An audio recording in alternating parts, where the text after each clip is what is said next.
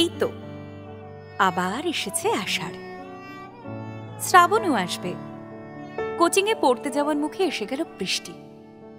আসুক, আজ যেতেই হবে। ভিজে গেছিস যে? তুইও তো ভিজেছিস। আর কেউ আসেনি? স্যার কোথায়? মেয়েটা বলল। ছেলেটা কোনো উত্তর দিল না।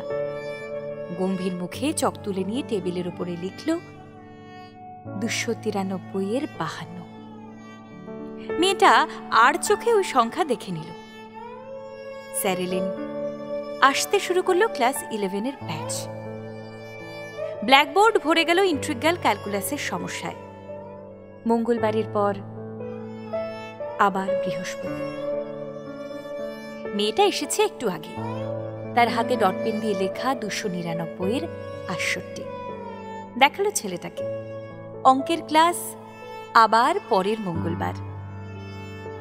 ওদের আলাদা কথা হয় না তেমন কিছু। পড়ার কথা, আকাশের কথা। সকালে যা বৃষ্টি, বাবা!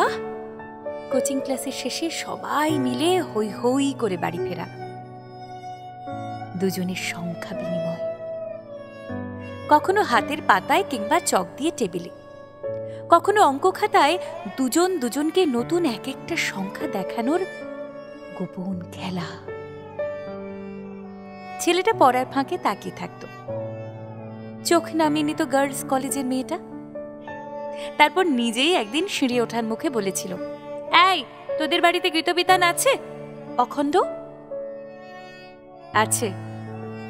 জানিস, 284 পৃষ্ঠার 35 নম্বর গানটা আমি খুব ভালোবাসি। বলতে বলতে এসে পড়েছিল অভিনন্দন, শম্পা, তমালি, অনিরুদ্ধরা। আর কোনো কথা হয়নি সেদিন। কি লেখা আছে গীতবিতানের 284 পৃষ্ঠায় 35 নম্বর গানে? ছেলেটা বাড়ি ফিরে টেবিলে বই খাতা ছুঁড়ে দিয়েই খুঁজেছিল গীতবিতান। হয়তো দিদির হারমোনিয়ামের ওপরেই রাখা আছে। গানটা হচ্ছে, ওগো কাঙাল, আমারে কাঙাল করেছ, আরো কি তোমার চাই? আচ্ছা, শেষ লাইন, হায়, আরো যদি চাও মোরে কিছু দাও, ফিরে আমি দিব তাই। ফিরে দেবে? কি দিয়েছে ছেলেটা যে মেয়েটা তাকে ফিরিয়ে দেবে? সারা রাত সে পড়াশোনার ভান করে উল্টে গিয়েছিল গীতবিতানের পাতার পর পাতা। প্রায় 2500 গান। অল্প কয়টাই গাওয়া হয়। যে গান চোখে পড়ে সেটাই মনে হয় চালিয়ে দেওয়া যাবে মেয়েটার গানের জবাবে। তারপর মন ঠিক করে ফেলল। 293 পৃষ্ঠা 52 নম্বর গান।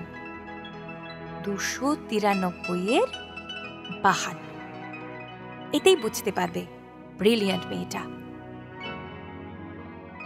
আজি গধূলি লগনে, এই বাদল গগনে, তার চরণধ্বনি আমি হৃদয় গনি, সে আসিবে আমার মন বলে সারা বেলা।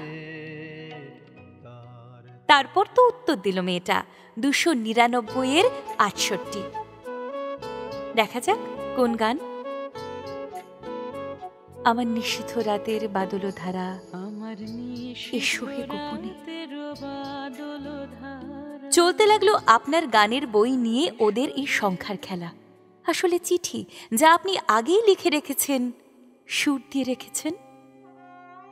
ছেলেটা, ফিরে যাও কেন ফিরে ফিরে যাও, বহিয়া বিফল বাসনা, চিরদিন আছো দূরে অজানার মতো, নিভৃত অচিনাপুরে, কাছে আসো তবু আসো না। মেয়েটার উত্তর, হে সখা, বারতা পেয়েছি মনে মনে তব নিঃশ্বাস পরশনে, এসেছ অদেখা বন্ধু দক্ষিণ সমীরণে। এইরকম প্রতিদিন, যতদিন না ওদের হাতে ভেঙে যায় আপনার দেওয়া স্বর্গ খেলনা।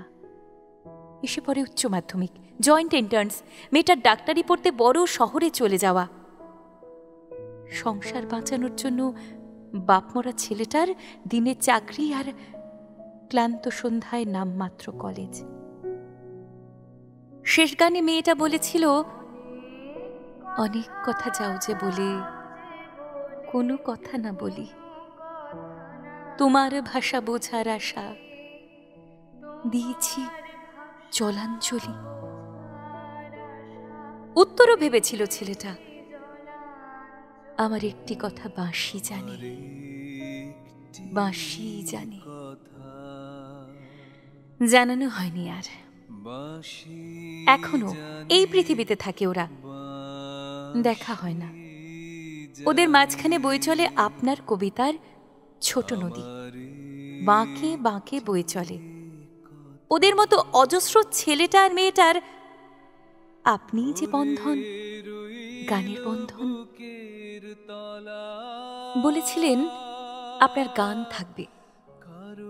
প্রশ্ন আসে মনে, কত আগের থেকে কি করে বুঝতে পেরেছিলেন আপনি আপনার গান থেকে যাবে আমাদেরই প্রয়োজনে, থেকে যাবে আমাদের প্রেমে, আমাদের দুঃখে, আমাদের আনন্দ আর বিচ্ছেদে? আপনি শুধু 25শে বৈশাখ নন, 22শে শ্রাবণও না। বাঙালির সকাল আজকেও শুরু হয় রেডিও বা টিভিতে আপনার গান দিয়ে। ছেলেটা আর মেয়েটার দেখা হয় না অনেক দিন। তাদের যোগাযোগের সেতু ছিলেন আপনি। আপনার গানের ভেতর দিয়ে তারা যখন ছুঁয়ে দেখতে পারত নিজেদের, তখন দুলে উঠত গানের সেই সেতু। শান্তিনিকেতনের রাস্তায় রাস্তায় তাদের এখনো হয়তো দেখা যায়। ছেলেটা হয়তো বৈতালিকের তালে পা মিলিয়েছে একা কিংবা অন্য সঙ্গীদের সঙ্গে কোনো বসন্ত উৎসবের সকালে। মেয়েটা কখনো শালপাতার ঠোঙা হাতে পৌষ মেলার ধুলোয়, খোঁপায় তার কুচি ফুল। এমনকি কখনো হতে পারে না ঠাকুর আবার কোনোদিন মুখোমুখি হয়ে গেল সেই ছেলেটা বা মেয়েটা, দুলে উঠল গানের সেই সেতু। দুটি চোখের তারায় তারায় ঘটে গেল অ্যাক্সিডেন্ট। শিলং পাহাড়ের বদলে এই শান্তিনিকেতনে চোখে তাদের অন্তবিহীন পথ পেরিয়ে আসবার আনন্দ। বন্দরের কাল শেষ, সংখ্যা বিনিময়ের খেলা ভেঙে গেছে, কিন্তু গলায় সুর আছে তাদের, হৃদয়ে আছেন আপনি। ওই যে দুজনে আবার গেয়ে উঠেছে একসঙ্গে। আমার সকল কাঁটা ধন্য করে ফুটবে ফুল ফুটবে, আমার সকল ব্যথা রঙিন হয়ে গোলাপ হয়ে উঠবে। আপনার কি মনে পড়ে কিশোর রবির কাছে একদিন কি চেয়েছিল আন্না তারকার? সেই চুম্বন থেকে গেছে আজও, এই মুহূর্তেও।